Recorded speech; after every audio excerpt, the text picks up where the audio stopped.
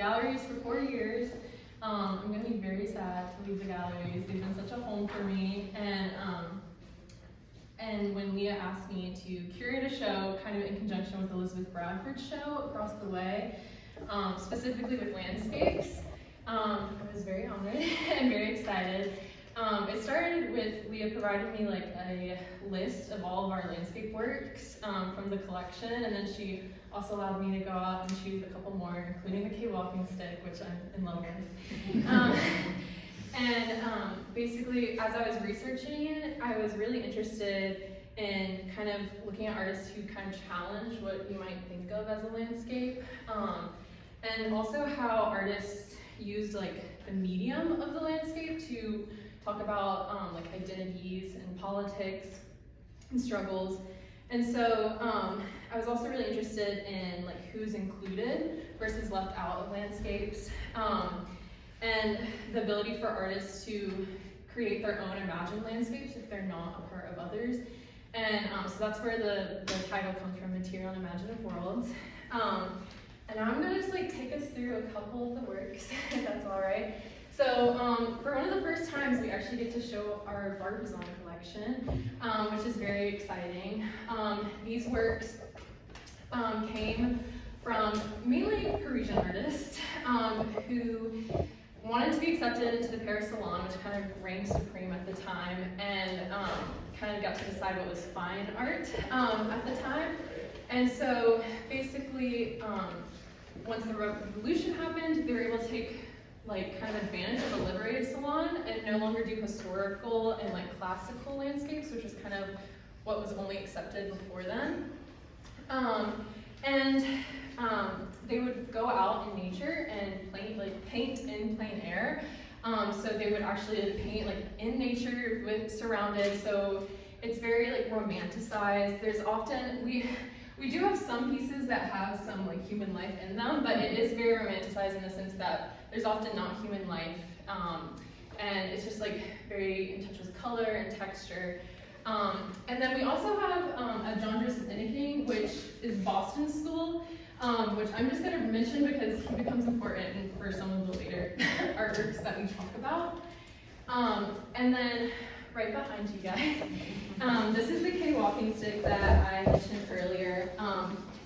She is a prolific artist who, right out of grad school, was doing these works where she was working very much so in the material, carving out, making these like slash marks, and they are kind of like a field of color. And later she would start making these very like rendered landscapes and do them as diptychs. So this is kind of like an earlier piece before she started doing her diptychs.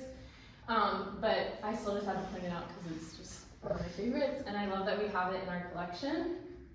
And then over here we have Richard Mayhew's work.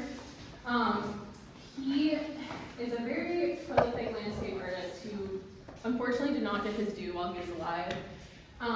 And his normal works, if you see these, you might be like, that is not Richard Mayhew, because he's normally very colorful, and his works are very abstracted. We have 2 lithographs in our collection, but all of them kind of go along the idea of a mindscape. So he termed his landscapes mindscapes because he would imagine like ancestral lands. Like these are not landscapes that he like visited. It was something that he would like make up in his mind and like think of where his ancestors might have been.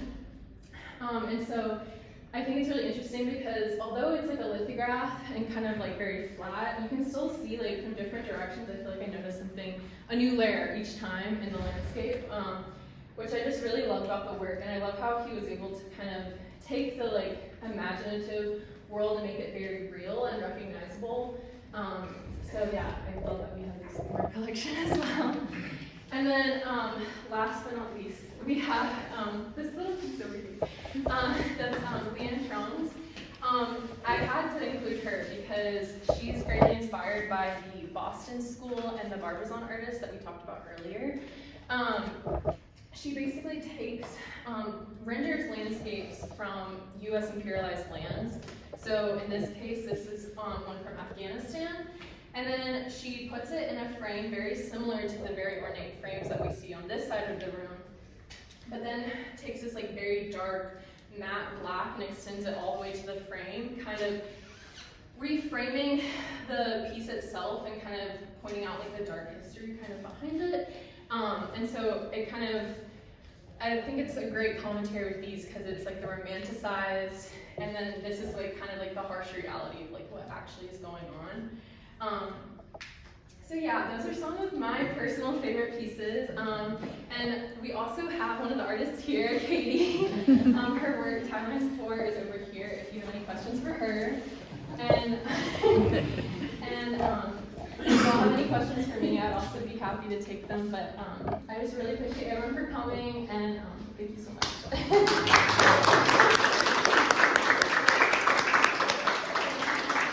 I'm struck by how sensitive the works are hung.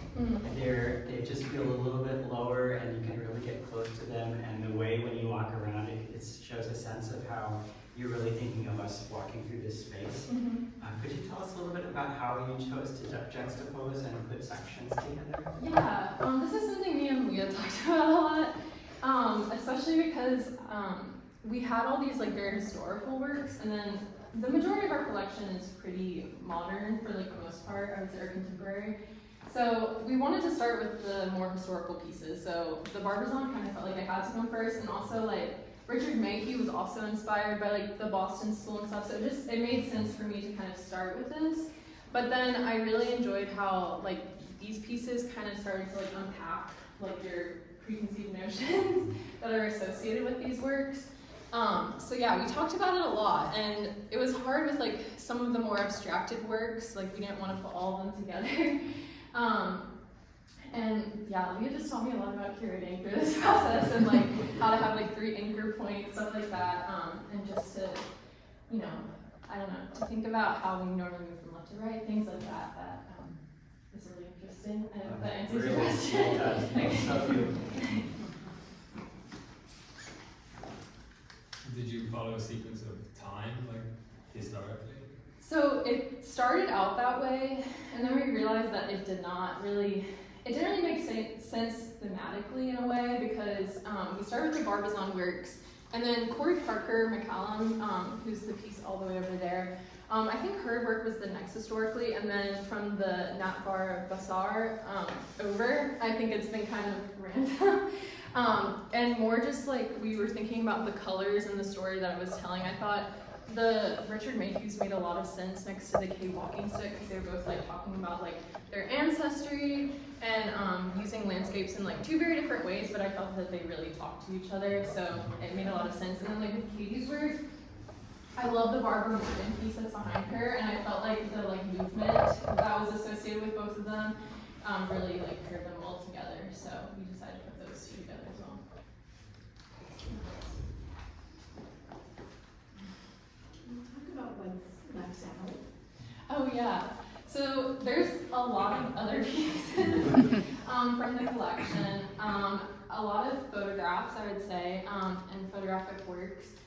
We wanted to make sure that like we wanted anyone who came in to feel represented by who they see, the landscapes they see, and the artists that come in. So we tried to keep that together. And then we also have like a lot of other works that I wanted to include, like Susan Harbage Page. We ended up putting one of hers out there that we felt spoke more to Elizabeth Bradford's show. But yeah, I think I was more interested in some of the more like abstracted, very material works that made a little bit more sense in that exhibition. So I hope that answers.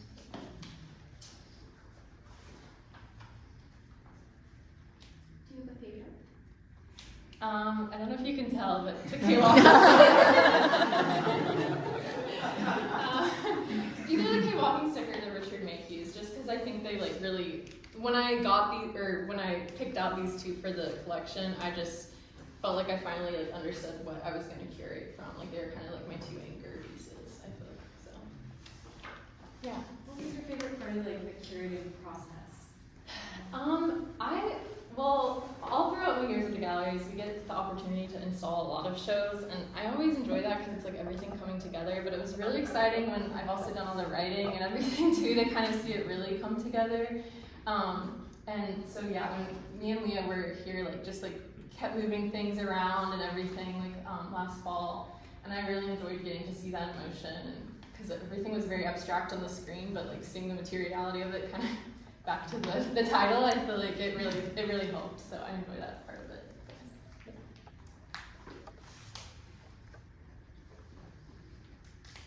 And any other questions? I want to thank the galleries too, Lee and Marissa. Y'all are the best, and the interns as well who helped me put it up. I really appreciate it. So thank you for letting me do this.